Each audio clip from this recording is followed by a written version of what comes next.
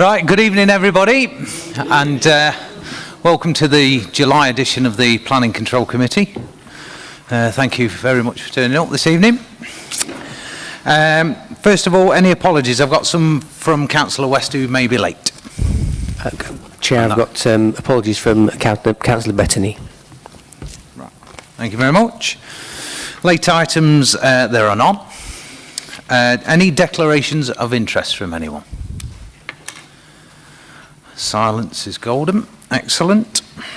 Item 4, minutes of the meeting held on the 30th of May. Take them as a true record. Thank you very much. Meetings of CAC held on April and 13th. Okay, noted. Thank you very much. Item 6, appeals decision. That's Ian. Thank you very much. Thank you, Chair. Just to go through these decisions for you, you'll be aware, Councillor Potter, of course, will note the first two main items at Carsington House, where we presented both applications to committee with a positive recommendation on both items. Members put a different balance in the planning mix and we refused planning permission. Both appeals were both applications taken to appeal, both dismissed. Both interesting reads. The first one, the early 2018 application, a fairly substantial appeal dismissal. The inspector looked at the overall scale, mass, character impact of that development, which was for a sizable extension. So members got that one spot on. The second one was a reduced scheme, didn't involve a large extension on the building, but involved an increase in height, an extra floor. But the inspector still found that there was an impact on character. So resisted it primarily on that ground alone, and then found that all the other issues were largely acceptable. So that's an interesting read, the second decision, but well done to members on that. Applications for costs were also made. Costs applications can be made if we're deemed to have acted unreasonably, and there are various tests in the planning practice guidance about that. Inspector looked at that and said, no, we're not acting unreasonably, so members are, more than, it's within their decision-making power to apply different weight, and so no cost there. Third item, 135 Brighton Road, that came to this meeting, and with a positive recommendation. Members didn't like the impact on character that they perceived would occur, and also parking issues were at the fore in that case, but the inspector's quite a lengthy inspector's decision letter on that application, and so you might want to take a read of that, but he felt that in this case it wouldn't be overly detrimental to the character of Brighton Road as a whole. Said there may be some parking issues but not severe, not to warrant a refusal of permission, so he allowed that one with conditions. So that's one to note for the future. Fourth item, 6 Maxwell Avenue, householder application. We get lots of householder applications and pressure to approve schemes. We've got a large permitted development regime, so we are in a situation these days where there is a wealth of things people can do as permitted development. This scheme we didn't like. Maxwell Avenue is a fairly short stretch of properties. They are hipped roofed dwelling houses that sort of rise as Maxwell Avenue rises, and we felt that the overall scope of the development was unduly detrimental to the character of that particular property, and the inspector agreed. So that's a good decision for us.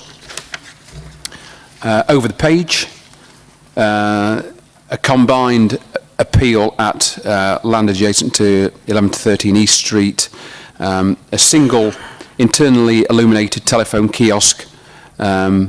Well, it's a telephone kiosk with a advert display panel on the other side. So we looked at that in the context of the street scene and the wider context of the conservation area, and we refused permission on the grounds of overall character and intrusive appearance, and the inspector agreed both counts. Final decision was a fairly strange one. 67 to 71 Macklin Street, the former Rangemore Park Hotel. Now, we were working on an application there, and colleagues in our implementation team were working diligently to secure a Section 106 agreement to get the necessary infrastructure obligations as part of that application package. But we came across, unfortunately, a fairly strident agent who was not particularly happy with the way that the negotiations were going, and so made an appeal against non-determination, which we were quite happy with the content of the planning application, but he was largely concerned about the way that the Section 106 was being negotiated and some of the costs associated with that. But we ended up in a position where we agreed. We didn't contest the appeal. We said we were quite happy with the content of the application to change the use from the hotel to apartments, which was fairly standard stuff, and the Section 106 package, the unilateral undertaking, is more than acceptable to us. So we ended up at a position there where we're quite happy with the outcome in the end. The applicant there also made an application for costs, claiming we'd acted unreasonably, but again, inspector found that we were doing reasonable work, and that we hadn't acted unreasonably, and that the delays were in part down to some of their actions. So we were vindicated in that particular dismissal of a costs application, and so that's about it, Chair. As I say, the links under each item take you to the inspectors, to the web pages and the inspectors' letters, so worth a read if you've not seen them already. Thank you. Thank you, Ian. Right, item 7, applications to be considered. Item number 1, former Friargates Goodyard, and it's over to Paul. Thank you. Thank you, Chair. For members generally, in the reports we refer to the Director of Strategy, Partnerships, Planning and Street Pride, which can I reflect recent changes, and can you insert Director of Planning and Transportation? It's a lot easier to say as well, where this occurs, which reflects the current person and role. This application, Cathedral School, Great Northern Road, Friargate, Goodyard. You have an epic 54-page report, and I've received a substantial amount of updates since the report was published. I'll summarise these later. Members have visited the site and will know the context of the development proposal.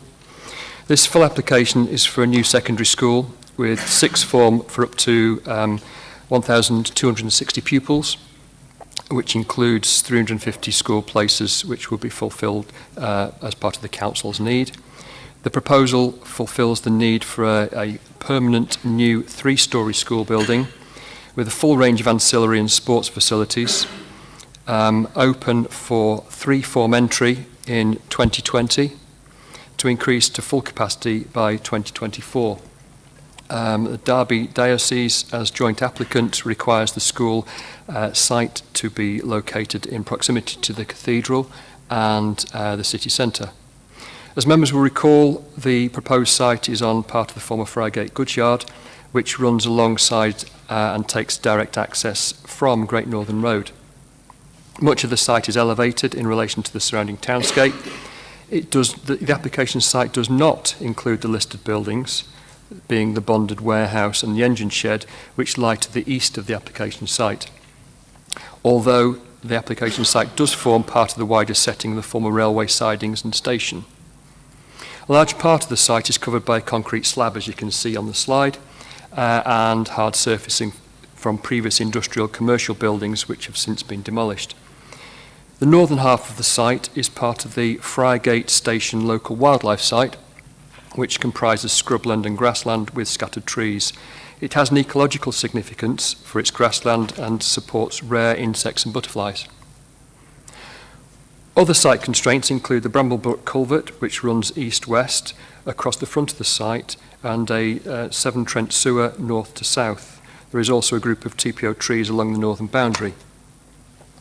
In terms of housekeeping, and to bring you up to speed with all the late correspondence that you have been sent to you and received, I've had 2 further third-party comments received. One supports the development of the school and one objects on grounds of traffic generation and neighbour consultation. The Land Drainage Officer has withdrawn objections to the revised drainage strategy and recommends conditions. They had some concern and some reservations about impact of piling works on the culvert, and is currently in discussions with the developer about construction methods. The Land Drainage Officer recommends conditions for a construction management statement for working close to the culvert. The Environmental Health Officer has responded to version 3 of the construction management plan and is now satisfied with the recommendation of mitigation measures.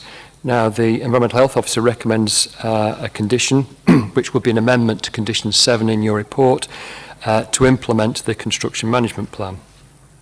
The Tree Officer has considered the submitted tree protection plan to be acceptable and recommends a pruning condition in accordance with a BS, British Standard number, which would need amending on condition 9.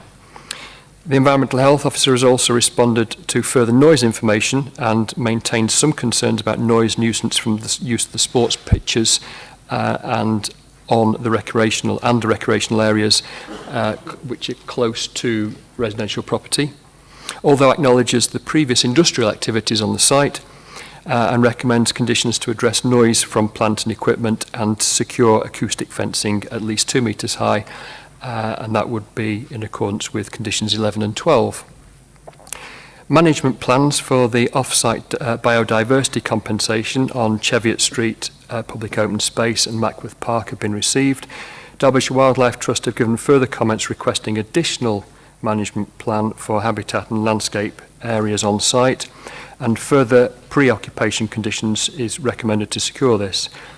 They also question the proposals for Mackworth Park and request some provision of seeding and plug planting. These are detailed elements of the scheme, rather than solely focusing on management of existing habitat. So further internal confirmation is awaited.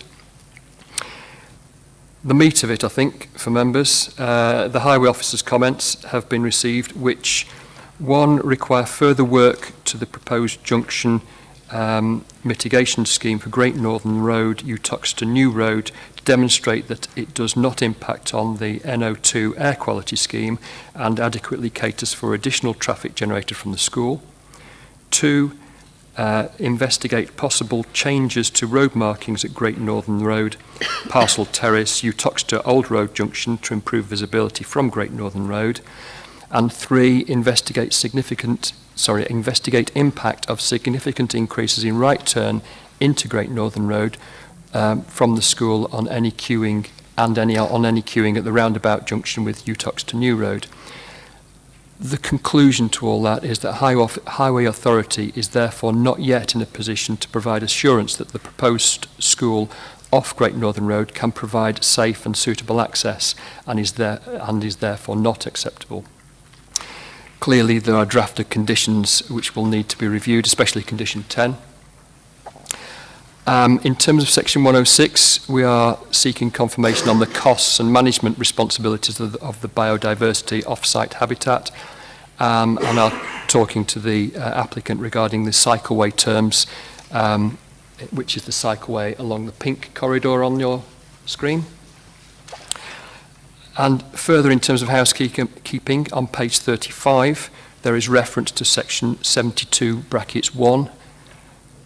That's slipped in. Please delete that reference, because that only refers to land and buildings in a conservation area, which this site clearly is not.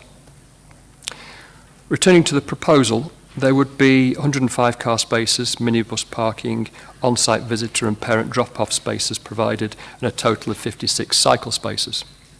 You will note from the report that the proposal seeks to undertake wildlife mitigation works onto 2 sites, the Cheviot Street site and the Mackworth Park, and this is welcomed as reported in the Derbyshire Wildlife Trust comments. This is a regeneration area recognised by long-standing policy. The proposal makes provision for the policy-compliant Mickletover Mackworth route, locally known as the Mick-Mack route, along the northern boundary. That's the pink area again on the slide. The design approach from the building takes reference to from the former railway buildings on site with regular window fenestration. Whilst on this elevated site, the amenities of housing to the north should not be significantly harmed due to the orientation of buildings, intervening distances and screening measures. In terms of heritage impacts, and the balance that I've applied in understanding and addressing the less than substantial harm to the setting of the nearby list of buildings, these are explored on page 36. Members will recall that the harm should be weighed against the public benefits of the proposal, which are in the report. It's a new school, it's got sporting facilities, and it kickstarts the renovation of a neglected heritage site, as explored in the bullet points on page 38.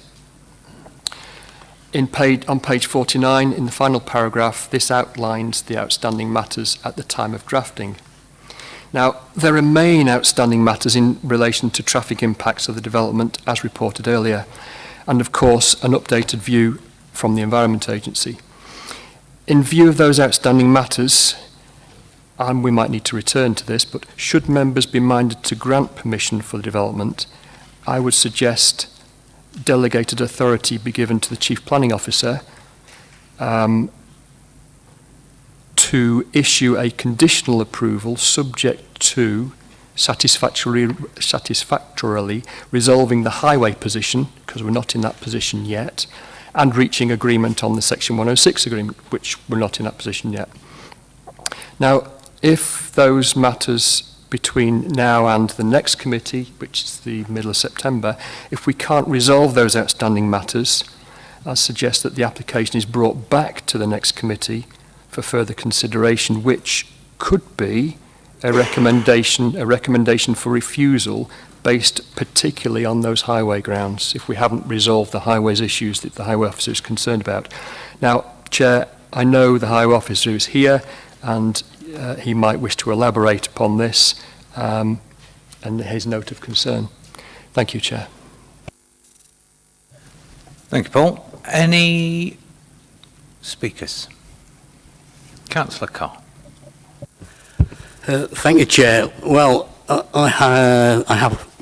First, let me say I really welcome this application, and I think the officer should be commended for probably what is the heaviest report that I've seen since I've been a member of the planning committee, which is quite a long time apart from my last year or two off, and I like the idea of the school on this site. However, I have a number of reservations, most of which I was going to reserve, but I think Mr. Clark has just taken the reason for most of those away. I was going to suggest we delay it till September, because I think it feels to me like it's all a bit premature. There's lots of ifs and buts and maybes and what if this happens, and in view of the report we've had tonight from the traffic people, that kind of put the lid on it for me. I'm not happy with the access arrangements for this site at all. I also don't think, this is a minor matter, there's enough cycle parking, and I don't think the travel plan is anywhere near ambitious enough to try and discourage people from using vehicles to access this school as well. So, thank you, Chair. Councillor Kerr. I'd echo some of that, including the welcomeness of an application like this for this site, and also the weightiness of the report. Like Mike, I've concerns that it feels as though this is premature, but clearly they were working on sites, they are clearing the site at the moment, they are demolishing some of the foundations, and they clearly want to be able to move on this and to be getting the school to be open in just over a year's time, which is really ambitious. So I think we need to work with them, and I think we need to make that a positive way of working. So some of the things I'm going to suggest are really basic, such as we've got a school here with, in the fullness of time, more than 1,200 kids arriving at it. We believe this to be a sustainable site, so we want most of those young people to be arriving on foot or by bicycle. The pavements are quite narrow. They are bounded at the moment by parked cars. And if you have, we've all have large schools close to our wards, if not in our wards, and congestion on footways is an issue. And I think that is something, there's virtually no mention here of people walking into school. They've got to cross the main, if you're coming from the western side, you've got to cross the main car entrance in. We haven't got a continuous footway across the car entrance. but yet maybe half the kids might be coming from that direction. And that, you know, there's a basic way in which we haven't actually looked at what we're saying in sustainable travel plan and actually what we're delivering on the ground. And there was a survey done in the travel plan asking the existing young people in the first year of the school, how would you like to come to school? An eighth of them want to come by bicycle. Well, that's going to take up virtually all the cycle parking that's being proposed. And we've got another 6 years to come in. So the cycle parking that's being proposed seems woefully poor compared to what is potentially the demand. If people are coming by bicycle, yes, it's great. They're talking about safe routes to school within the travel plan. But what resources have we got to actually deliver those safe routes to school if we haven't got it included within our Section 106 and it's not explicitly there at the moment? So if we're going to work with them on a travel plan that works, we need to have a site that works for this, and we need to have the ability to be able to deliver the other elements that are off-site. One thing that's quite radical that we could do is there are about half a dozen schools, and they were all primaries, which have last half term had road closures, and morning and evening the road was closed in front of the school. St Peter's was one in Littleover, Redwood was one, there was one in Spondon, I think, in Alistry, Portway, I think, did it. But there were a number of them, and they went down really well. How about closing off Great Northern Road for an hour every morning and every evening to anybody who doesn't need to gain access to properties along there, and making that a truly accessible route for kids coming to school? Then we won't need to deal with the problems of people turning right in number at the end of the road, because we're saying you don't turn in at the right there. It might mean that we've got to do something with the junction off that roundabout. We know that there is space there. We know that we've got a junction already created off that roundabout, designed for parking. They may need to negotiate for a bit more land and be able to put parking on the end there. That might be the solution. There may be other solutions like everybody walking, catching the bus into town, walking out of town, cycling, etc. But closing off that road would solve the problem with that junction. So maybe it's something we need to explore. I'm concerned about some of the comments about the wildlife, and I think that we need to work more closely still with the Derbyshire Wildlife Trust about some of the solutions on the wildlife.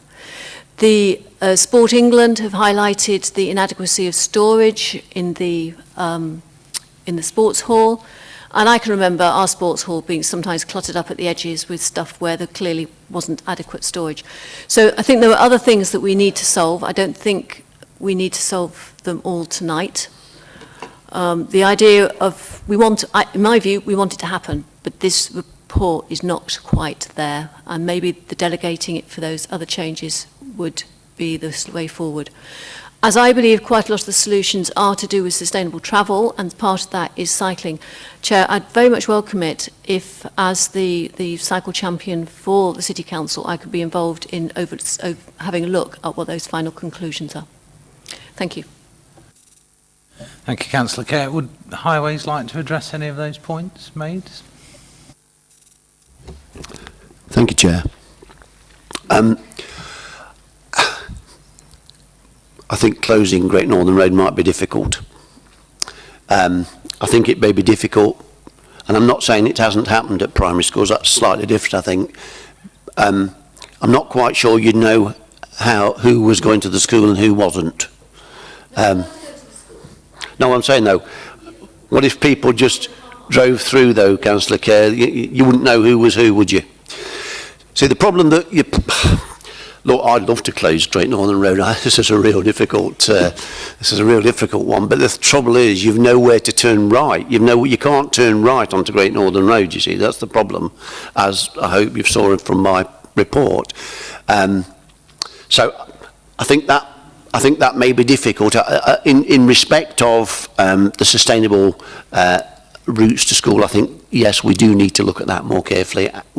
There has been work on it, and the problem that you've got is there's not a lot of land, and there's quite a level difference between Great Northern Road and the site. So it's not really easy to widen because you're taking down a retaining wall and all the material behind it and building a new wall. So it would be extraordinarily expensive. Some parking, possibly. Yeah, that's a thing. But I think this just emphasises we're not there yet. We're not there yet. I think that's all I want to say, Chair. Thank you very much. Councillor Potter.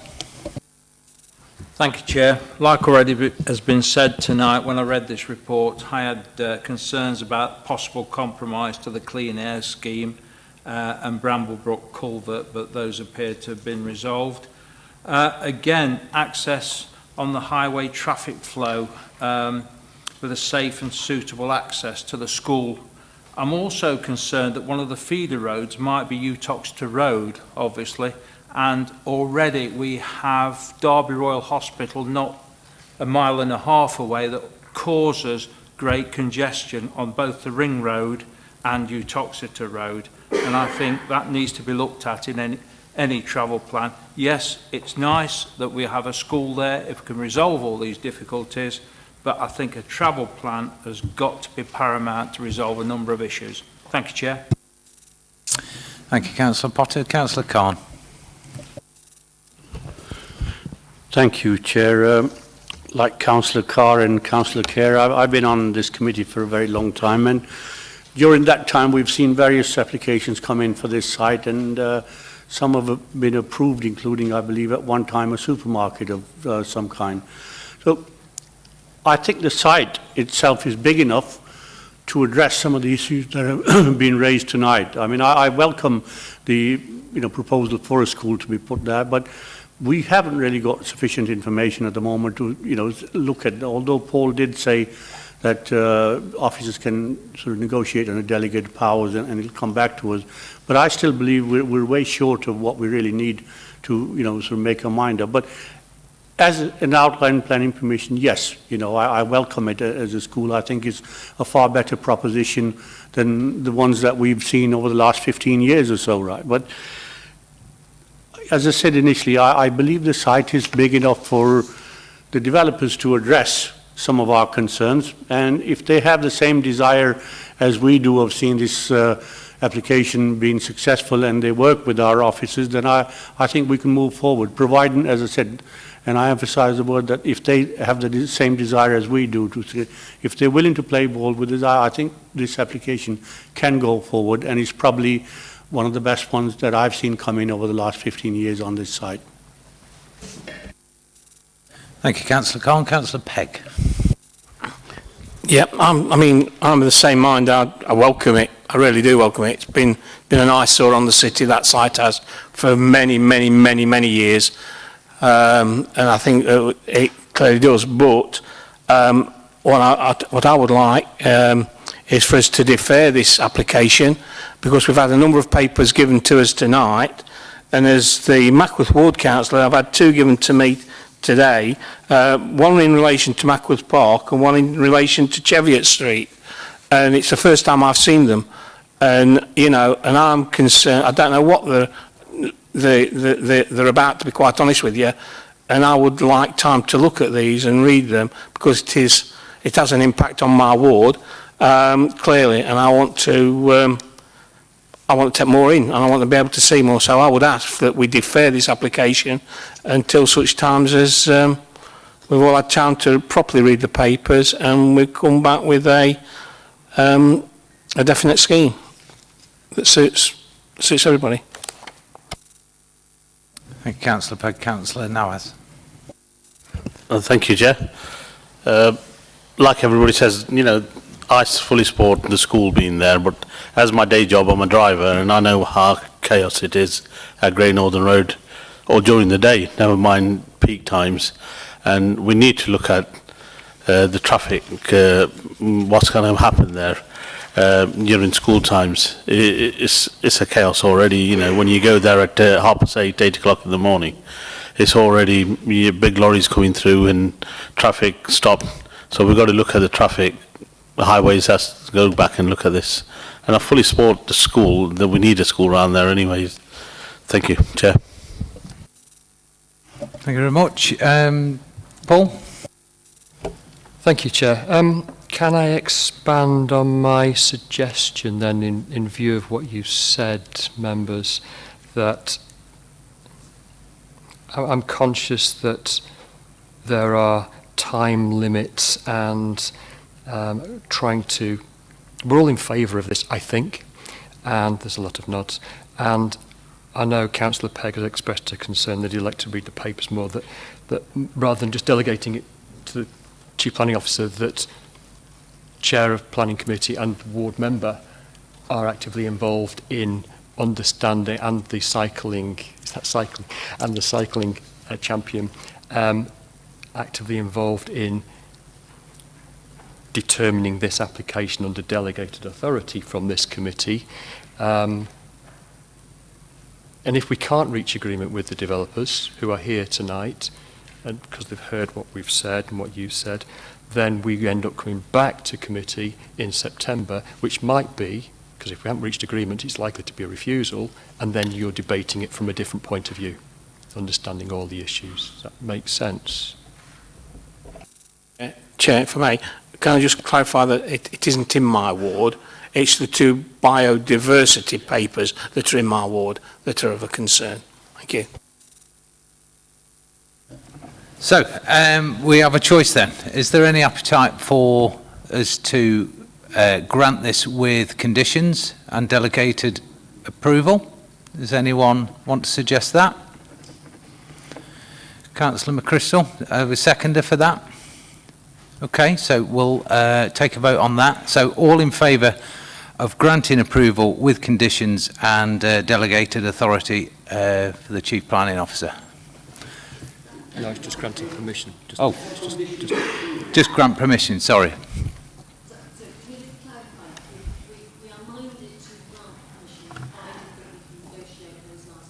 That wasn't me.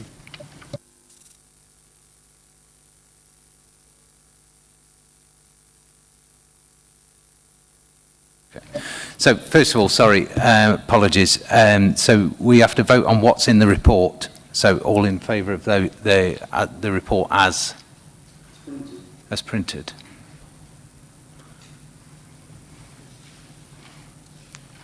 All those for? All those against? Okay. So we need some delegation. So, Councillor McChrystal recommends delegated authority. Are you okay with that? And Councillor Potter seconds. So all those in favour of that proposal? All those? My suggestion, my amended suggestion was delegated authority in accordance with Councillor Kerr, Councillor Pegg and the Chair to seek to resolve the outstanding issues that we've listed, that we have at the moment, the unknowns. And if we can't, we're back in September. So, Councillor Cowan. Very quickly, I just want to put it in layman's terms so we understand.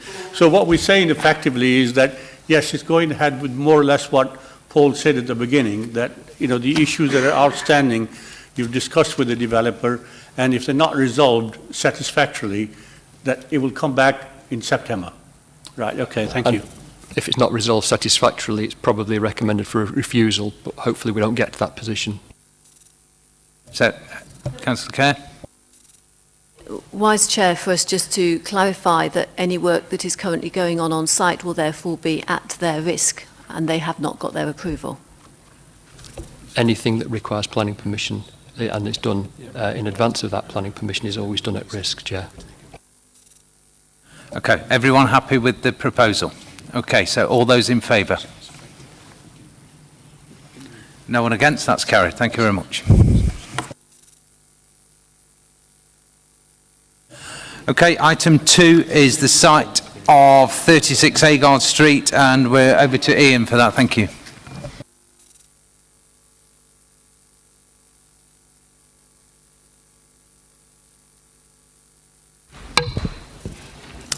Thank you, Chair.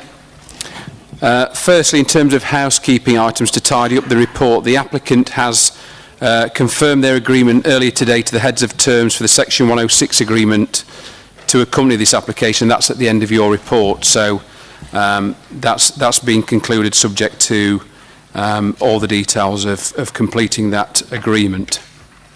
Secondly, members should note that the amended proposal is for 142 student flats within the proposed building, footprint shown on the PowerPoint. During the life of the application, this has been reduced from 148 units, and there's an error on page 80, paragraph 7.2, which still points to the 148 units. In terms of the main report, Chair, members have been presented with a report that addresses the material planning considerations and important policy tests in this case. Full planning permission is sought to develop this site on the south side of Agard Street with a single building to accommodate 142 student flats over 8 floors. As your report states, the design has been amended during the life of this application to secure an improved scheme in terms of its overall scale and design. The building now includes a recessed top floor which stands at an overall height of approximately 25.6 metres from ground level. And this compares to the neighbouring Northgate House, former home of the HMRC, which stands approximately 24.4 metres from ground level. That neighbouring building runs to 6 storeys, but it's got different floor heights, so the buildings would be around about just over a metre different in height. The application also follows on from a previous refusal of permission for a residential development of 77 flats over 8 storeys, and that decision is currently subject of an appeal, and that's currently on your screen. Go back, Julia. That one there. So that's a different format altogether. It was up against the back edge of the footway, a more rectangular block form. The current scheme has got more articulation in the elevations. It uses a simpler palette of materials. It's got fluted columns on the front elevations, and it's got that lighter weight upper floor in a more lightweight material to lessen the overall height and load of the building. So that's the revised iteration. The previous application was a more bulkier offering in terms of street scene impact and overall scale. As your report states, Chair, the proposal as amended has attracted strong support and objections from opposing parties. In terms of support, members will note the detailed comments from Marketing Derby, and the Council's urban designer also now feels that the amended design solution, as we've just discussed and pointed out on screen, is worthy of support. In the opposing corner, the Council's Conservation Officer, Conservation Advisory Committee and Historic England collectively feel that the amended solution still falls short of the high bar required of development proposals in terms of its scale, design quality and impact in the context of highly graded listed buildings and the Frygate Conservation Area. Of course, the Council has a statutory duty to consider the proposals in the context of the Planning Listed Buildings and Conservation Areas Act, the policies of the development plan and the heritage tests in the framework.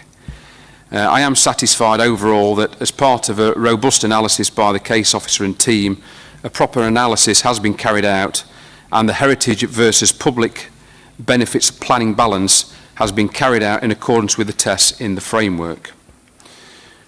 The previous refusal also included a reason pertaining to air quality impact and amendments to the building footprint, and in particular pushing the building back from Agard Street, and a reassessment of air quality impact has resulted in the amended proposal being more favourably received by colleagues in our noise and pollution team, albeit with some reservations given air quality issues in this area in general. That's a previous application. As you can see, it's hard up to the Agard Street frontage, where the current offering is set back with a small element of car parking served by that single access. So that's designed to push the building away from the air quality concerns, and it also has an improved position in terms of its layout, in terms of its stagger that it forms with Northgate House. It doesn't project a long way forward.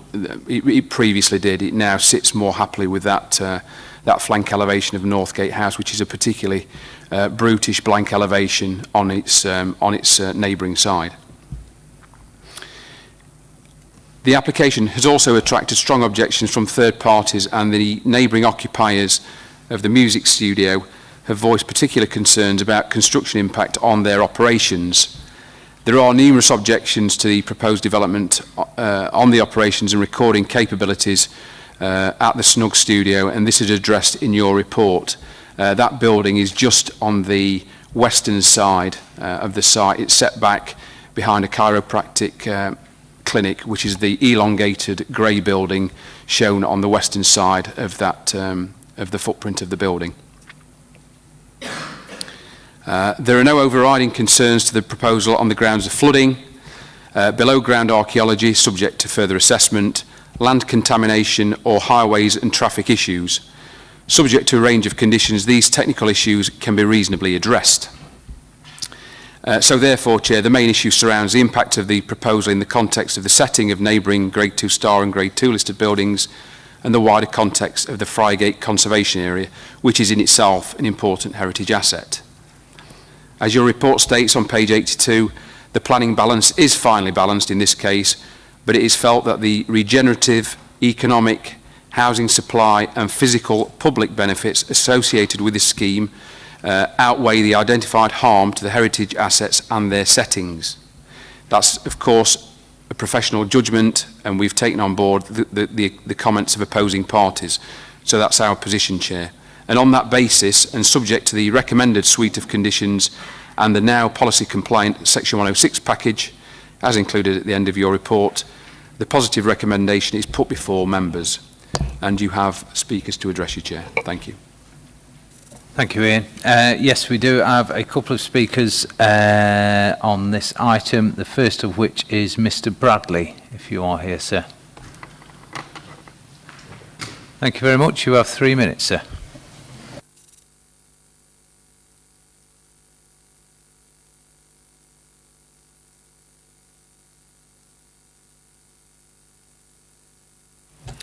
Thank you for the opportunity to address you. I am James Badley, the architect and designer of this proposal. I'd like to describe to you how we envisage the current proposal and the narrative behind its design.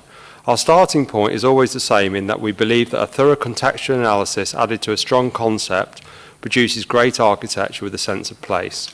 The design process is always collaborative, and we've worked together with Derby City Council to help shape the proposals before you today. We wanted the design to be modern and relevant, but rooted in Derby's rich history to reflect and respect its surroundings. The student living typology is embedded in the architecture in the creation of a learning environment that provides a positive engagement with its surroundings. Each studio is a home and place of learning that forms a module.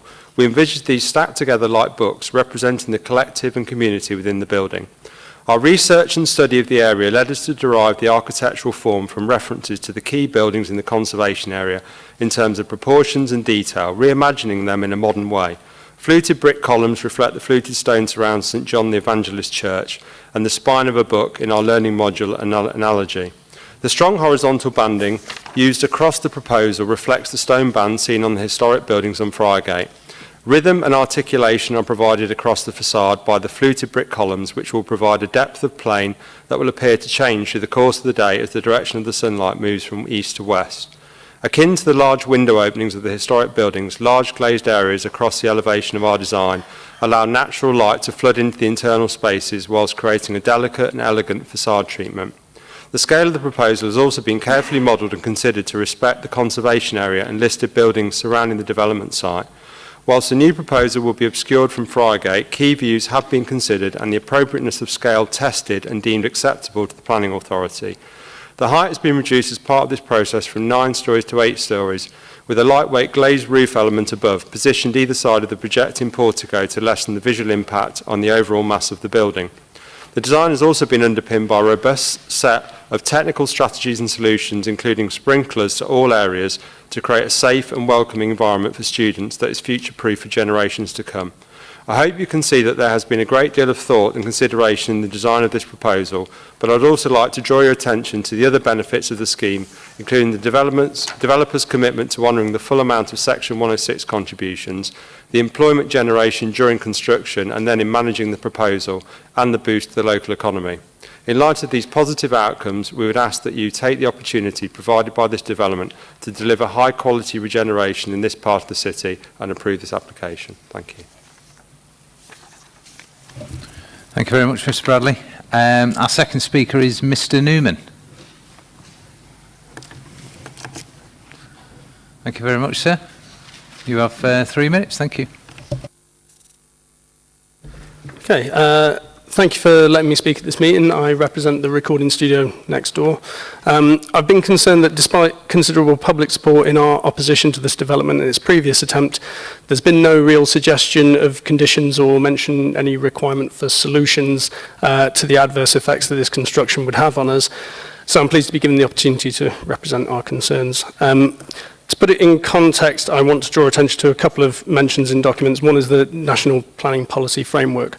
In paragraph 1, 2, 3, planning policies and decisions should aim to avoid noise from giving rise to significant adverse impacts on health and quality of life as a result of new development, mitigate and reduce to a minimum other adverse impacts on health and quality of life arising from noise from new development, including through the use of conditions.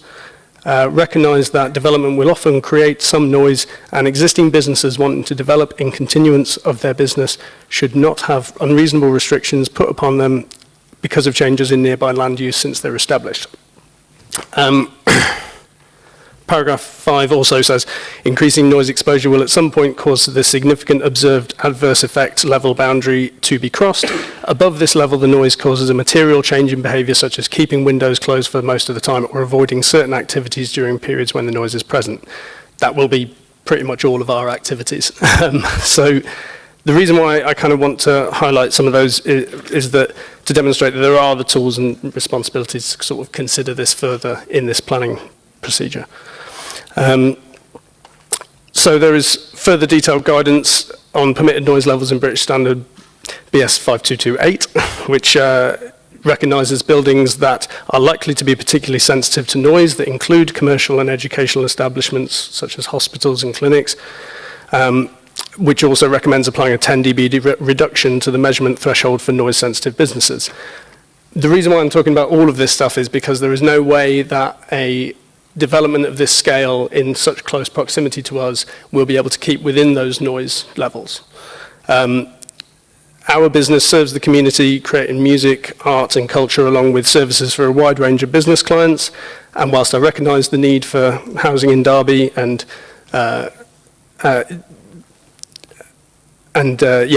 but this isn't sort of social housing. There is not necessarily that I have seen the demonstrated need for more student housing, and the developers that are trying to do this work, I'm not confident that they necessarily are going to be able to deliver on it. So facilities with specific requirements such as ours cannot just move to another place. We, require a lot of noise insulation, etc., and no amount of that will actually prevent this development from closing us down.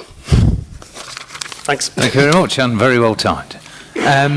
Would anyone like to come back on the issues raised by Mr. Newman? We've got, in terms of the conditions at the back of your report, Chair, there are abbreviated conditions, but there will be obviously fleshed out should permission be granted. We've got a condition 6, construction environmental dust management plan to be approved and implemented. Now, of course, the applicant and his team are here tonight, and if you look at the web pages, a lot of the concerns are about the impact on the recording studios next door. So, of course, if members were minded to go with a recommendation, there's time in dealing with the completion of the Section 106 agreement to really talk about conditions and how we could look at safeguarding the operations of that neighbouring occupier. So I think we've got the time to do that in the intervening period. I mean, it's something that I would need to talk to colleagues in our noise and pollution team about, and also what's reasonably within the bounds of the planning system, because there'll be other things in terms of building regulations, and there might be other civil responsibilities that will be beyond the scope of our regime, but what we can reasonably address, we will do so in that intervening time period. So we're mindful of what Mr. Newman and his colleagues have said on behalf of the SNUG, so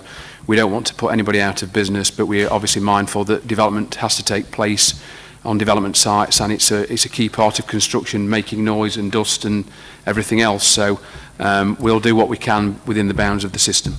Thank you, Chair. Thank you, Ian. Councillor Pegg.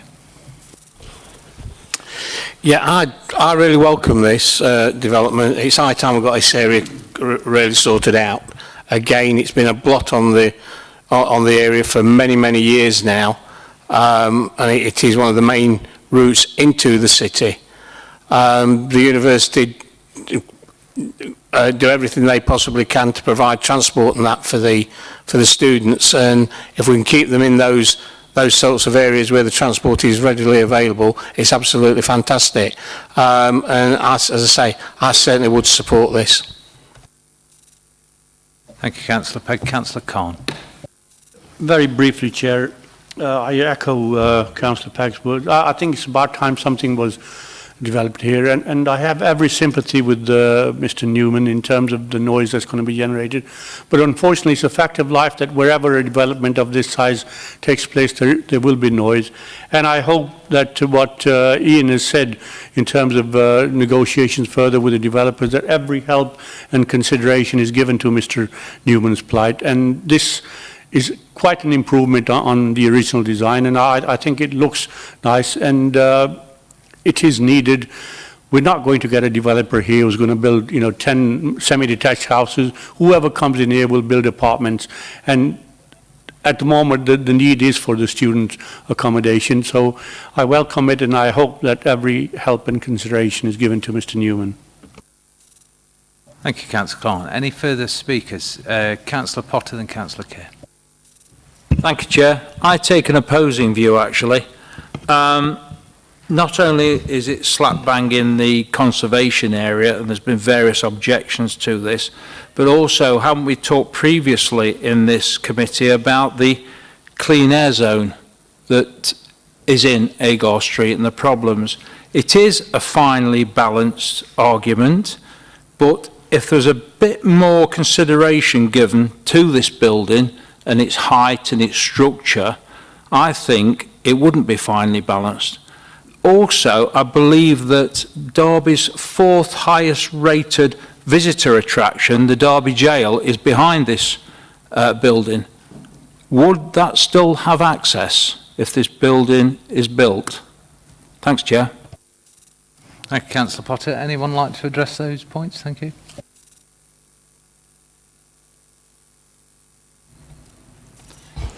Yes, the jail is directly behind Councillor Potter.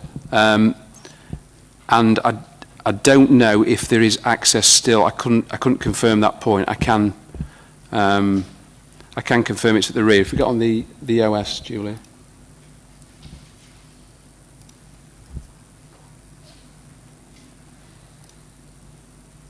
But that would be that's a civil matter anyway, Councillor Potter, in terms of accessing that building. There is access down the side of the Snug and the chiropractic clinic, but there would be access. It would have to be accessed through the site, as you can see. The jail is annotated on that on the plan. It's the range of buildings 47 to 51 Friargate. So that's something that obviously would be impeded by the development of that site. Thank you, Ian. I understand from the people that run the jail, they do have a right of access for horse and cart, believe it or not. So it does concern me that we're not taking into account the 4th highest visitor attraction in Derby City. There is obviously the ability to do that, but in terms of the right of access, that would be a civil consideration for the owners of the jail and the developers to thrash out. But you can get round the building, of course, in terms of, on both western and eastern flanks, you can get round the building, but whether or not there is that civil access requirement would be between the two parties to negotiate. Thank you, Ian. Thank you, Councillor Potter. Councillor Kerr. So I prefer this design to the previous one, but it's still, like the previous one, I don't think it's being sympathetic to where it is. One of the things about the classic buildings that we have in that conservation area is that many of them sit solidly and reflect a symmetry to them. And if we look at the front of the proposal there, it's sort of reflective of itself, but it's three bays on one side and 4 on the other. And the previous version that we had was again lopsided like that. And I don't know why when you're trying to build something in a classic manner, why we can't actually end up with something that looks symmetrical and classical.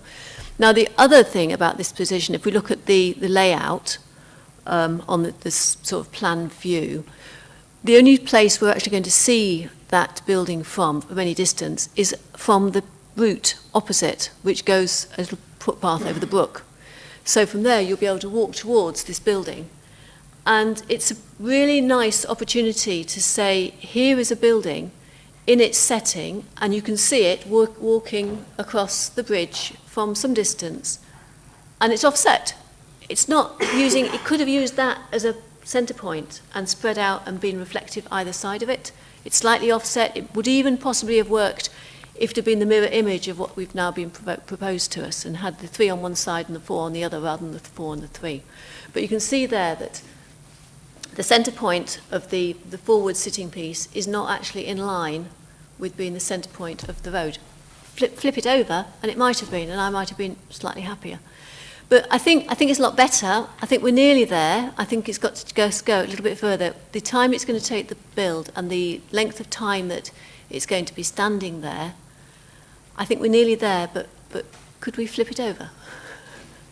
Just make it a little bit more saying, I want to be seen, not just that I want to have a good write-up as an architectural thesis. I want people to be able to look at it and think, oh, that's nice.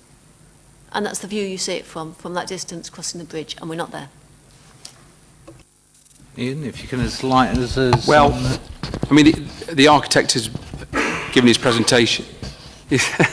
He's given his presentation, and obviously there's a rationale for the development, and that's just one perspective that you'll gain of it, of course, and there will be other views that you will perceive, and that sort of heavily trafficked route, there are other vantage points you will see it from, of course, and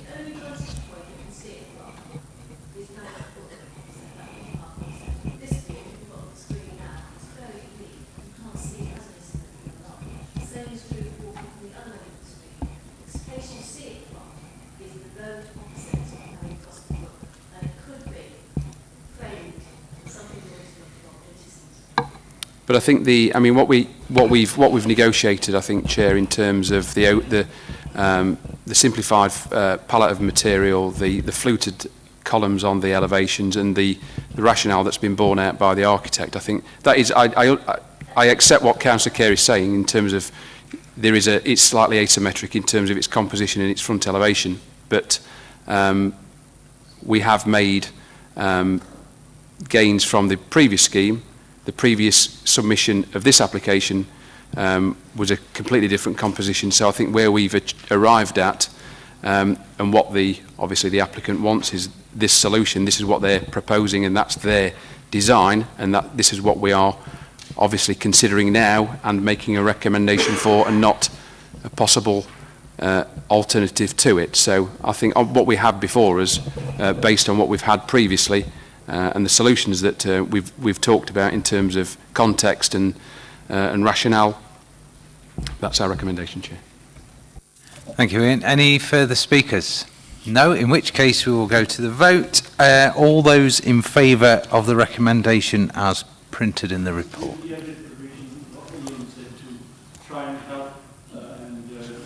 Absolutely, yeah. Yeah. So, as printed with the recommendations as highlighted by Mr Woodhead. All those in favour?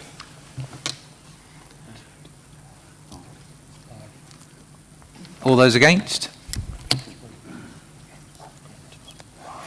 That's granted. Thank you very much.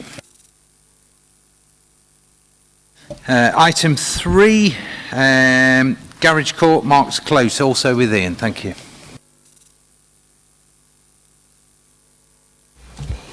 Thank you, Chair. Housekeeping, tidy up, page 91. I think the site visit was conducted on the 15th of June and not the 15th of May. I'm fairly sure it wasn't the 15th of May because that was before the last meeting. So,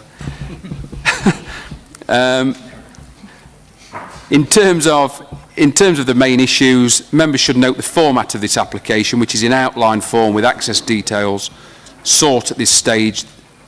The notional details of layout are just that, they are notional.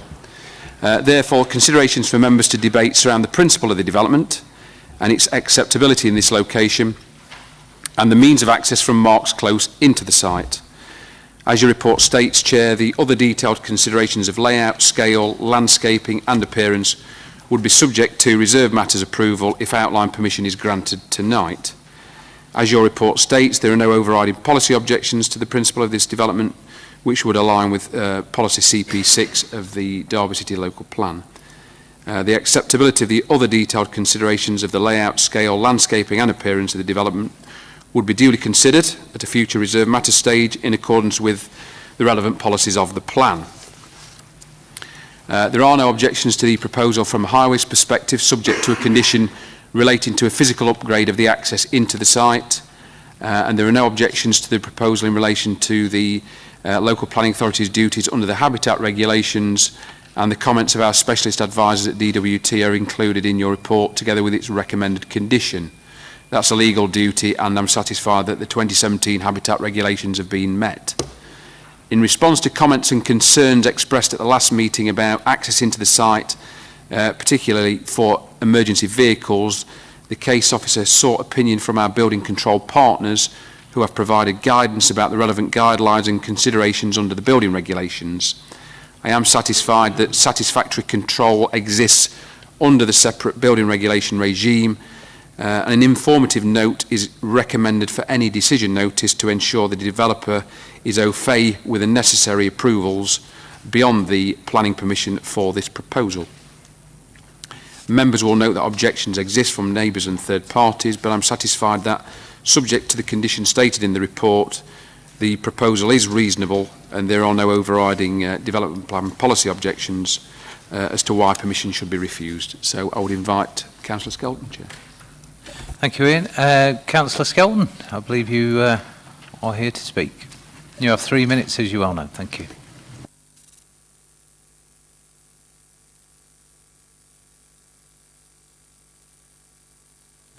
Thank you, Chair. I'll go through the report. To start with,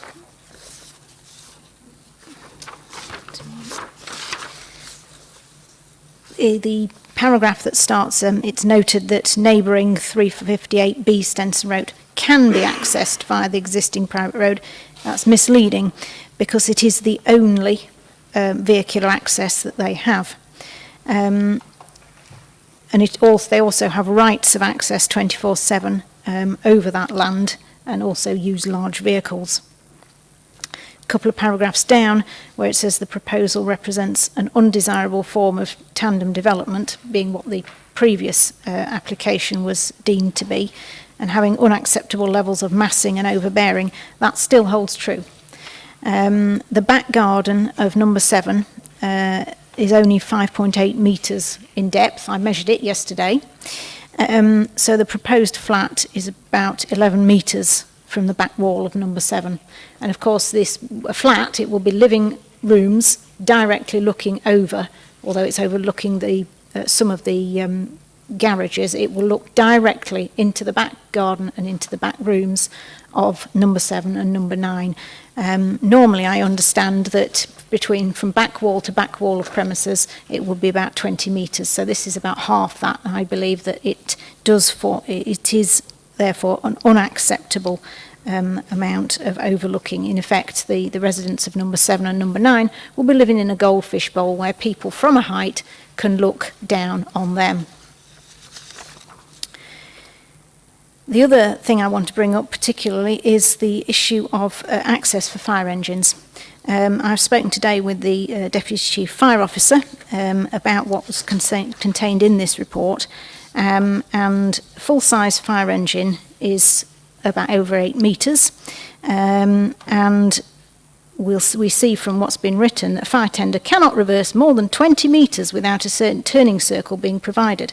We then see that the turning circle needs to be almost 17 metres, and actually I've measured the courtyard, and the width of it is at the moment about 9.2 at the widest part, and the application would actually take that down to about 8.2.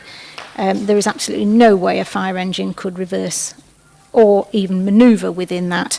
The narrower driveway would only give a fire engine about 5 centimetres leeway either side.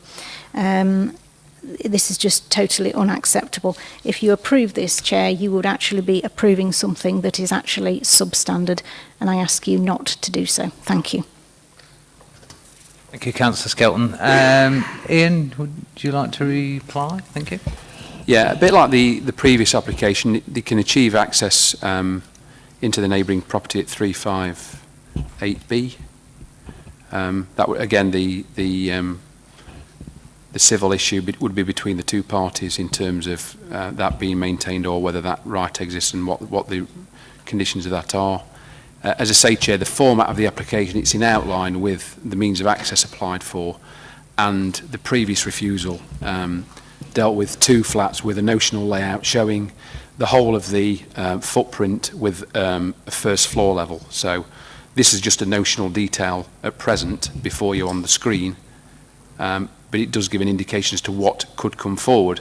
But of course, the detailed matters of layout, external appearance, landscaping, etc., are reserved for future approval. So we do have to be mindful of the format of the application and not to go beyond that with any debate to ensure that we don't get ourselves stranded at appeal by looking at considerations that are detailed and not within the ambit of this application. And also in terms of fire engine access and the ability to turn, it is largely a building control matter in terms of what they have within the building regulations.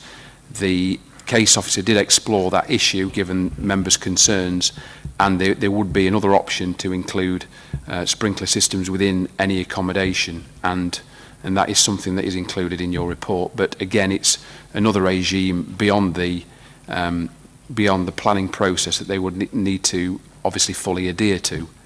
In terms of backland development, the context is slightly varied. I appreciate Councillor Skelton makes a valid point that there are neighbouring properties with short gardens, and there are existing backland components within that particular area. If you move on to the OS, you can see there that you've got 342A, 358A, 358B and C beyond the normal pattern of development on Stenson Road. So it is a mixed area in terms of there being frontage development traditional frontage development off street with front garden thresholds and rear gardens, but you've also got that pattern of development that has probably evolved over time where there are backland components.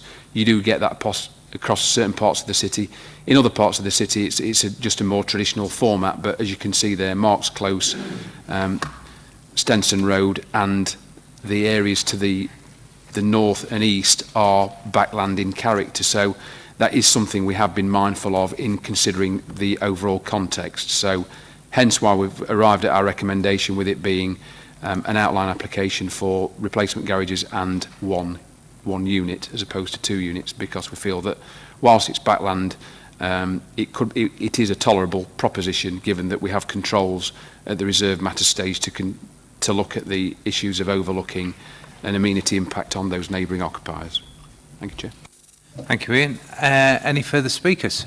Councillor Kerr. It's actually a question, following on from what Ian's just said.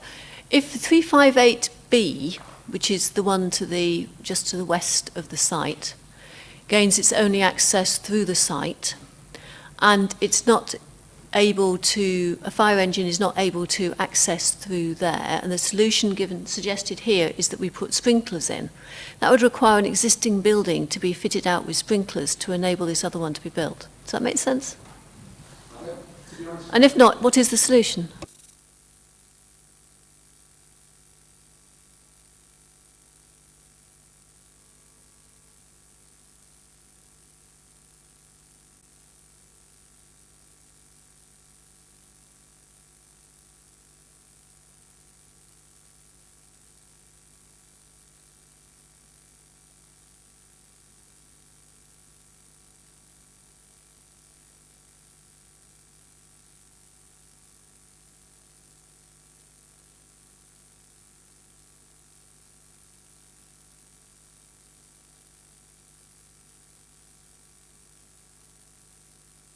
No, but I think I might get lumbered with the appeal letter. Thank you, Chair. I think I'm the only member of the committee that actually went on the site visit. And if I just explain, the house that is objecting and needs the access owned all that land that surrounds it originally, and it's been sold off bit by bit before the current owners actually moved into that house. So that's why it's in such a position with such a precarious access. Now, I visited it, and I would think that anything more than a large family car, you would struggle to get round and out. The current owner of that house is a businessman, and he runs 2 large wheelbase transits, and he struggles at the moment to get them out. I think there is an issue between the 2 individuals, that one that owns the garages and one that owns the house. And the other thing that the owner told us on our site visit was, it's all right giving planning permission, but it's going to be the actual building that causes the problem, because once they put scaffolding up to build, he will be marooned in his house. He'll have to park his vehicles on the road. He won't be able to get out. Now, there was as you look at that map, on the left-hand side as you go down, it doesn't show very well, but there's a row of garages there. And there was a in the recent past, there was a car fire. The fire brigade couldn't get to the car fire. They had to actually drag the car while it was still alight out of the garage, and then fight the fire when it was in the open ground. So I honestly cannot give my consent to passing this. I think it's very dangerous indeed. Okay, thanks, Chair. Thank you, Councillor Potter. Ian. Yeah, I mean, that is an existing situation as well, Councillor Potter, and I think that they've, like with all development proposals, we can grant a planning permission. It runs with the land, of course, it's land use planning, but then they've got a whole host of other responsibilities: building regulation approval, Severn Trent water connections, civil party wall restrictions and responsibilities. So there's lots of things that we've just got to make sure that we're making a decision based on the planning merits and not straying into other areas where we would be in a position of making ultra vires decisions. Holland's passed a note to. Thank you, Ian. It's not relevant. Any further speakers? Councillor Potter. Thanks, Chair. I'll just say it will be, I think we've got a duty to bear in mind the consequences of giving planning permission. And I understand and accept what you say, Ian, but I think it's a very, very dangerous situation. Thank you. Thank you, Councillor Potter. No one further? Okay. All those in favour then of the recommendation as printed? All those in favour? All those against?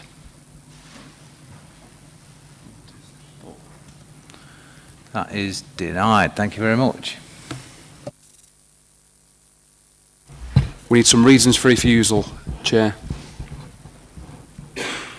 Any takers, Councillor Potter?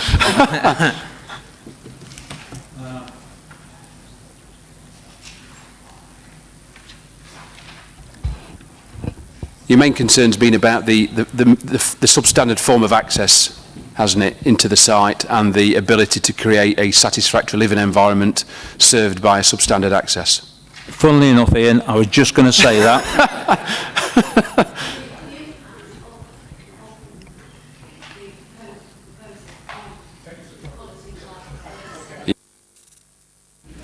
I think we'll put that in terms of the issue of future living conditions, given that the Highway Authority raised no objections. So we'll need to flesh it out with that on other neighbours. Yeah, okay. I'll flesh it out and agree it with the Chair and Vice Chair. Okay. Thank you, Chair.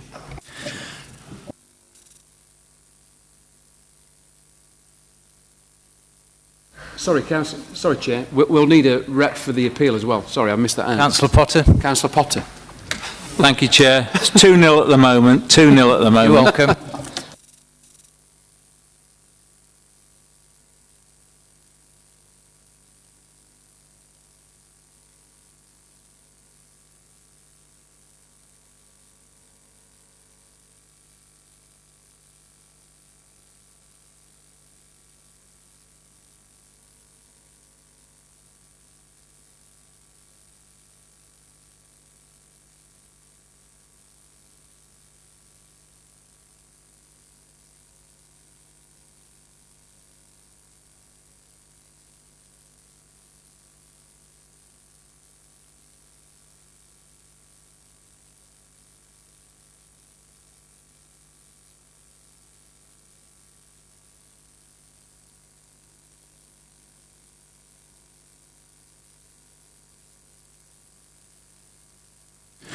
Okay, just as a matter of housekeeping on the last item, we need to just show an indicative vote that that is refused. So all those who refused the last application. Thank you very much. Okay, on to item 4. We've got 74 Burlington Way, which I believe we're all familiar with, and that's Laura. Oh, you're over there. Thank you, Chair. This householder planning application seeks permission for the erection of a 2-storey side extension and a single-storey rear extension. The property is a detached dwelling house benefiting from a front garden with off-street car parking and large rear garden. The application was previously considered during the May committee, but was deferred in order to carry out a member site visit. The site visit took place on the 26th of June. As set out within your report, the application is recommended for refusal as the proposed side extension fails to provide a setback as required in Save Policy H16 of the local plan. The 2-storey side extension setbacks are required to ensure any extension to a property is subservient and to avoid a terracing or cramped effect in the street scene. Given the close proximity of the neighbouring property, it is felt that without a setback there will be a terracing effect between numbers 72 and 74. The extension's non-compliance with planning policy has been raised with the applicant and is confirmed that he does not consider that a setback is necessary. As set out in the report, the close relationship of number 72 and 74 would provide a terracing effect within the street scene and would have a significant adverse effect on the character of both properties and the wider street scene.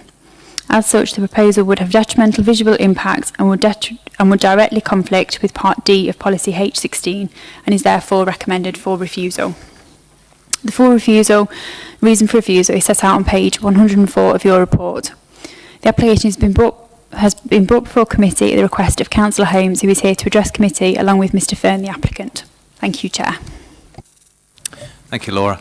Yes, we do have a couple of speakers, and Mr Fern, you are up first, sir. 3 minutes, thank you.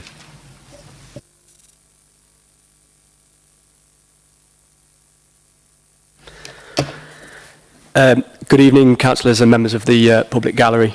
Firstly, many thanks to the councillors and members of the planning committee who visited my property on the 26th of June. I hope during your visit that you were able to view the surrounding properties within the neighbourhood. The proposed extension at 74 Burlington Way, as discussed, is to erect a 2-storey side extension on the footprint of the existing garage and a single-storey rear extension. The proposed plans submitted for the side extension are to be built in line with the existing structure and therefore flush, and as I understand it, this would be not in the interest of Council Policy H16. H16 bequests up to 1.5 metre step on the second storey of the structure. This is what is being contested today. On Burlington Way, there are a number of properties for which have had similar extensions approved in the past. These extensions have been granted with a flush finish, like what I am requesting today, thereby creating a precedence. As precedence has already been set, to retrospectively apply a more recent policy on a mature street would further highlight my property for the wrong reasons, and I would suggest my property would look more out of place with the existing street scene. What I am requesting as part of this application creates no harm to the surrounding area, and as shown in the plans, the property is set forward and away from the neighbouring structure to such an extent that it would not create a terraced effect, and given that my property will also be rendered, it further distinguishes the properties. This application has been amended a number of times, taking into consideration the neighbouring properties' comments along with the planning officers with a view to appease all parties concerned. My intent of this application is to modestly and sensitively enhance my home for my family and I to ensure what is being proposed is entirely in keeping with the street scene and neighbouring properties. I do not feel this application is in breach of the National Planning Policy Framework, and I hope, having visited the property, you will now agree with this comment. I thank you for your time and I respect the decision that you make today. Thank you. Thank you very much, sir. Councillor Holmes, you're up, sir. 3 minutes. Thank you, Chair. Thank you, committee. I understand, I don't know how many of you went to the site visit, but I hope that it was useful and gave you an idea of the street scene. My colleague, Councillor Patterson, addressed you last time, So I won't repeat everything that he said, but I just want to reiterate some of those areas in support of the applicant, because we feel, as ward councillors, we know the ward very well, we know this historic street very well, and really, what is the harm in granting this application? I don't think there is any.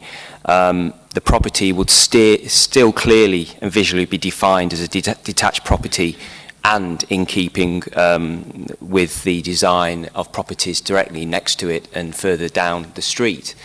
I think this whole situation hangs on a saved policy within the council, which I think it can be argued and be tenuous, that you know, it's saying that if this was to be given permission, it would create a terraced effect. And like I say, I don't believe that that's the case. I think there's sufficient space across the whole row that would not be the case if you were to give permission this evening.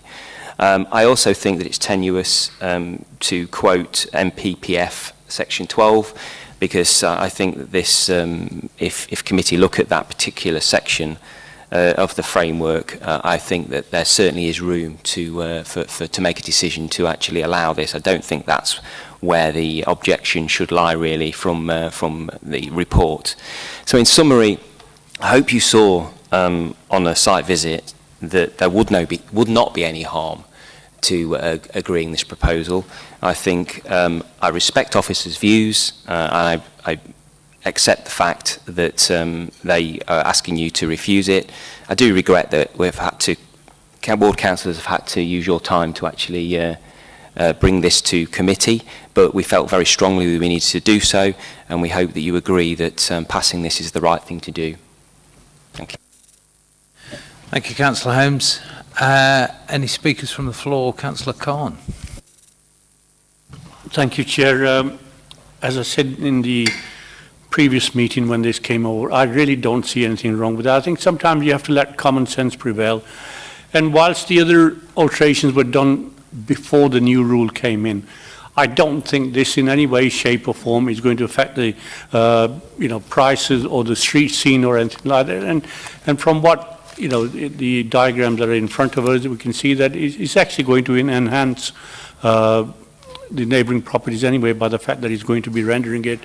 And to ask it to be set back 1.5 meters, well, that, as the applicant said, would actually make it stand out more and would be different to the street scene, whereas at the moment, from what he's doing, it's in relative to the properties near it. And as I said, the only thing that's holding this back is the fact that some of the properties were done before the new rule, and I don't see any way, shape or form whereby this extension would make the houses look like terraced houses. It doesn't, and I can't see anything wrong with the application. Thank you, Councillor Khan. Councillor Carr. Thank you, Chair. Well, I take the opposite view. I used to live on a street where we had a number of semis on the other side of the road, and they were all modified with setback, and it looks a lot nicer. I went up to Burlington Way. I think the flat fronted, it's a very mixed street scene, so I agree it probably wouldn't be that harmful in that scene, but it looks a lot better, and the ones that have got a flat front look, in my view, from a design perspective, not very nice. And I also think, Councillor Holmes talked about precedent. We're setting a precedent if we allow us to break our save policy.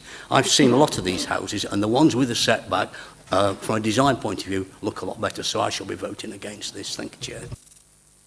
Thank you, Councillor Carr. Councillor Kerr. My concern for this one, because where we have pairs of semis, I think the setback has a much more important role than where we have a detached property, as this is. I think there can be an issue about where it's standing in a street and the style of the other properties around it. And this is really a bit of a mixed street, particularly as some of them have moved on and changed over time.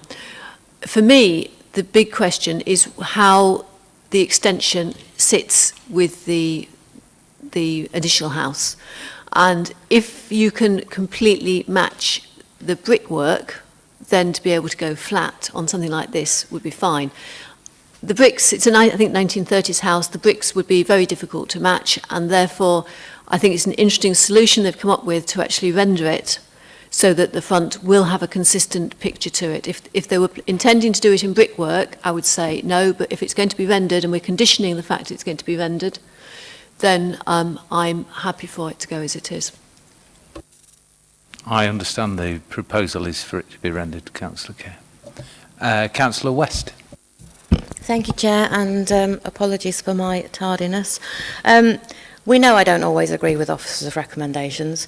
I don't normally go against council policy, but having done the site visit, and thank you to those members that attended, and thank you to Councillor McChrystal, even though he's not here, for backing me to have a site visit. I thought the site visit was really useful. It was really good to see Burlington Way and to see the mix of properties on the street, and to also see some of the properties who have done similar extensions, albeit prior to this policy being adopted. Policy wording is that provided there's no significant adverse effect on the street scene, and I don't believe that this extension would have that. As I say, I wouldn't normally go against SAVE policy, but I do think the applicant is being treated unfairly, given that he wants to extend his property similar to those that have been previously extended on the same street, and I don't think we should be refusing this permission. Thank you, Councillor West. Anybody else? No? Move to the vote, fine with me. Okay, so all those in favour of the recommendation, which is to refuse planning permission, all those in favour of that recommendation? All those against? That is lost. Anyone want to make any recommendations? Anyone want to second that? Okay, so we've got a recommendation from Councillor Khan, seconded by Councillor Pearce, that planning permission should be granted with, obviously, the condition that it is rendered. Sorry, Chair. We could agree conditions with the Chair, which would be materials, which rendered anyway, and list of drawing numbers, etc., which is standard on approvals.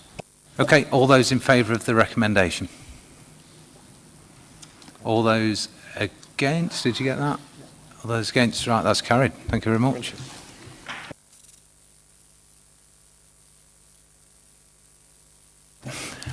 And finally, item number 5, 24 Carlton Road, again with you, Laura. Thank you, Chair. This Works to Protected Trees application relates to trees within the garden of 24 Carlton Road and 103 Whitaker Road. The trees are protected by Tree Preservation Order 280 and have been protected since 2001. The application relates to a copper beech tree that is grown from within the curtilage of number 103 Whitaker Road and overhangs the boundary and drive of number 24. The application also relates to a group of lime trees that are located within the curtilage of number 24 Carlton Road, as shown on the plan that you've got in front of you. The application seeks permission to reduce the western side of the crown of the copper beech tree by 1.5 metres where it overhangs the boundary, along with repollarding of the 3 lime trees to the previous pollard points. The application also seeks to carry out these works every 2 to 3 years for a period of 10 years. The copper beech tree is considered to be of a good condition, and the tree is clearly visible from within the public realm. The application only relates to the western side of the copper beech's canopy, and it is felt that the reduction of the crown by 1.5 metres is acceptable to manage the tree canopy, particularly given the close proximity of number 24. Overall, it is felt that this minor reduction will not have detrimental impact on the amenity of this tree. In respect of the group of limes, this group straddles the front boundaries of numbers 24 to 32 Carlton Road. As the trees are within different ownerships, the frequency of pruning has previously varied. This application only relates to 3 limes within the frontage of number 24 Carlton Road. The repollarding of these trees to the previous pollard points is considered to be acceptable to manage the trees.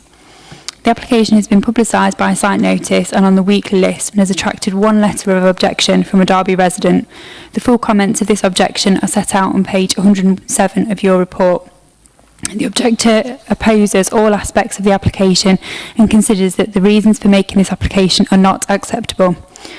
The proposed works are considered to be acceptable by the council's tree officer, along with the proposal to carry out these works every 2 to 3 years for the period of 10 years. The application is brought before committee as the Copper Beech tree within the garden of 103 Whittaker Road is the property of an elected member, and it is therefore felt that the application should be considered by committee. A site visit has been carried out with Councillor Wood, the owner of the tree, who has raised no objections to the proposals. The proposed works are considered to be acceptable and reasonable to manage the trees, and the application is therefore recommended for approval, as set out in the conditions on 110 to 111 of your report. And there are no speakers. Thank you, Chair. Thank you very much, Laura. Any speakers on this one? Oh, sorry, no. Councillor Kerr. I think the lime trees have previously been pollarded, and I have no objection to that. But the Copper Beech is actually quite a young specimen, and it will grow a good deal taller. I've got no objection to it being cut back on its lower branches, but I feel we shouldn't be cutting back the upper branches that would actually go over the Carlton Road house and wouldn't be impinging on the property, because its canopy can be over the top and the house can be underneath. So I don't know quite what, when it says sort of crown reduced by 1.3 metres, the portion of it which overhangs the drive, yes, but the bit that doesn't overhang the drive but is significantly above the drive, I think we should be letting it grow. Does that make sense? Absolutely not. Sorry.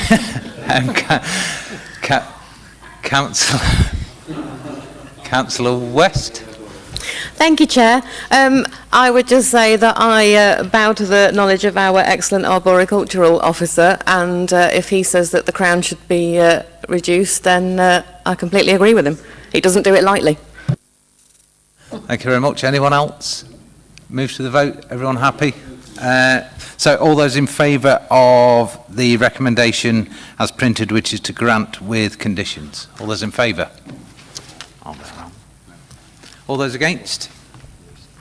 Is that against? It's either for or against, can't be in between. Right, that's carried. Thank you very much. Right, final item.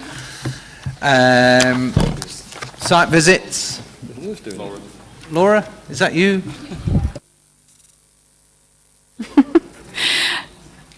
Have we got plans? Yeah. So the first one is Manor Kingsway. It's a variation of condition 12 of the outline. It's to do with highways works at the two junctions, the Grand Canyon Junction and the Crossroad Junction. They just want to increase the number of units that they can occupy before the work's taken place. So there's nothing really to see.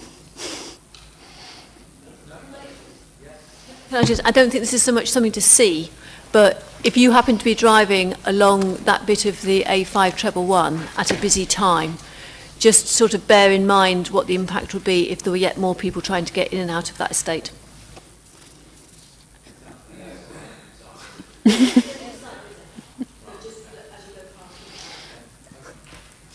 Okay. Michelova Sports Club is the redevelopment of the sports stadium, construction of an artificial pitch, moving of some seating, new seating and standing terrace, along with relocation of existing floodlighting and new floodlighting, ball stop nets, fencing and landscaping.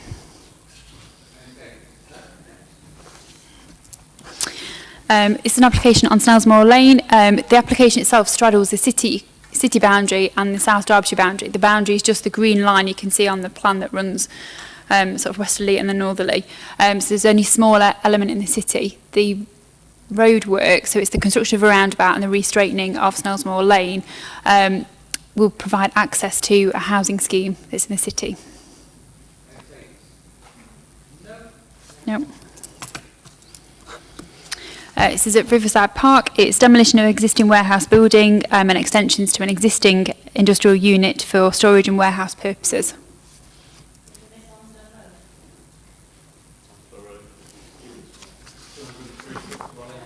Sorry, there you go.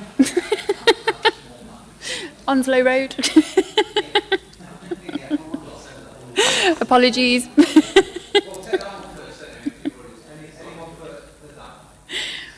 Riverside Park. No. Onslow Road. This is a full application for the erection of 203 houses on land off Onslow Road. It also includes the infrastructure and open space. It's set. Yeah, you'll be able to see some of it from the public highway, but a lot of it is behind properties.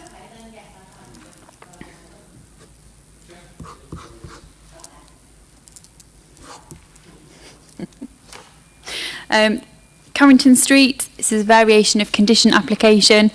It relates to revisions to the site boundary and boundary treatments to an approved scheme.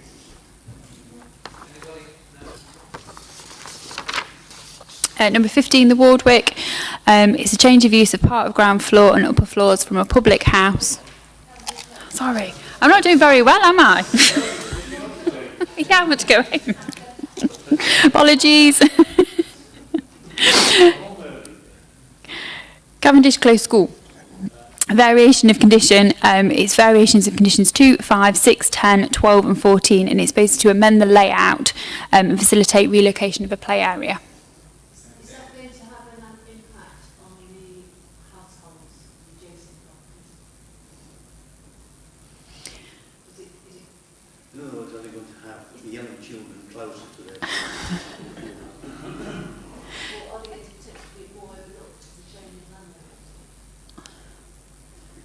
levels? I'm not sure about changing land levels, but in terms of obviously the previous extensions, they would have been dealt with as part of the original application, so the relocation of the playing equipment will be reconsidered now. So.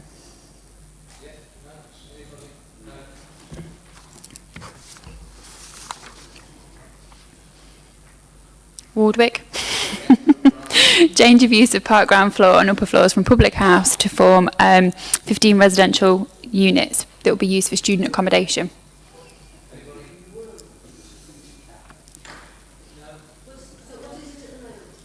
It's pub and offices. Is it historic building? Should we be considering the impact on Pardon? the historic nature of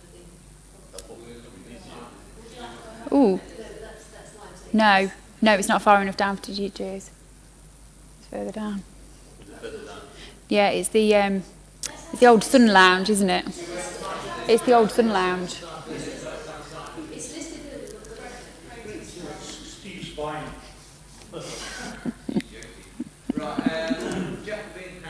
Jacobean House. This is a grade two-star building also, and it seeks permission to change the use from the restaurant to form 10 residential units. Yeah.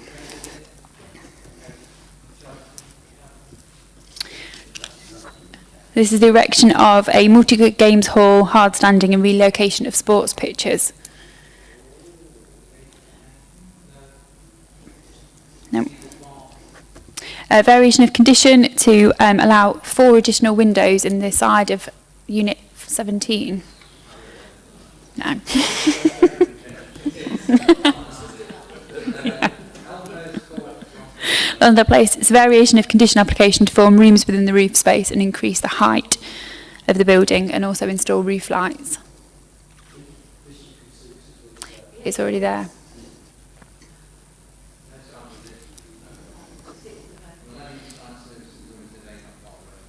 That's a demolition of an existing industrial units and temporary structures, and then the erection of another industrial unit.